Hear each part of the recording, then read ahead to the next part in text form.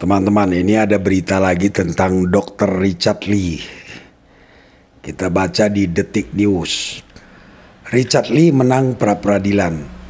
Polisi diminta kembalikan barang bukti. Jakarta, Pengadilan Negeri Jakarta Selatan mengabulkan gugatan pra-peradilan yang diajukan Richard Lee.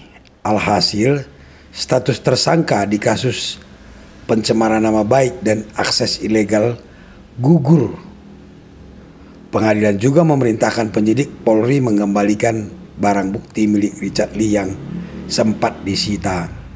Nah, artinya di sini bahwa Dr. Richard Lee keberatan atas penetapan tersangkanya itu, lalu mengajukan pra-peradilan. Memang teman-teman, kalau kita merasa keberatan dengan penetapan tersangka yang ditetapkan kepada kita, misalnya kita bisa melakukan langkah hukum dengan cara pra-peradilan, dan itu dilakukan Dr. Richard Lee dan dia dimenangkan. Nah, kita tahu Dr. Richard Lee sudah diproses hukum, ditangkap, ya kan, bahkan katanya sempat ditahan, dan ternyata penetapan tersangkanya itu dinyatakan gugur atau tidak sah ya. Selesailah, lepaslah Dr. Richard Lee. Nah, tentu saja teman-teman, Dr. Richard Lee pasti merasa rugi. Waktunya, mentalnya, malunya, ya kan, selama ini diperbincangkan orang, ternyata penetapan tersangka dinyatakan tidak sah. Kalau begitu, apakah Dr. Richard Lee bisa mendapatkan ganti rugi atas hal yang dialaminya ini? Bisa, ya.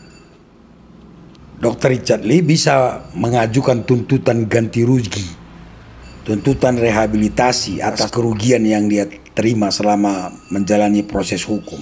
Ya, saya sudah pernah buat videonya tentang ganti rugi jika salah tangkap, ya kan, atau salah hukum gitu.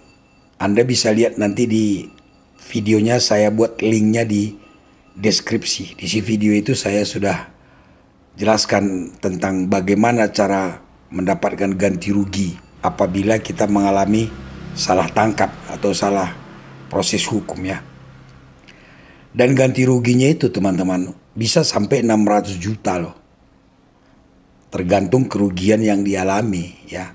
Caranya bagaimana? Mengajukan tuntutan ganti rugi dan rehabilitasi di pengadilan di mana perkara itu disidangkan. Tapi apakah nanti berhasil, Bang? Nah, ini yang jadi masalah kan ini ya. Karena jangankan kasus Dr. Richard Lee, kasus Sengkon Karta yang di Bekasi dulu tahun 70-an, di mana mereka ini ditangkap karena dituduh membunuh, bahkan sampai di penjara ya.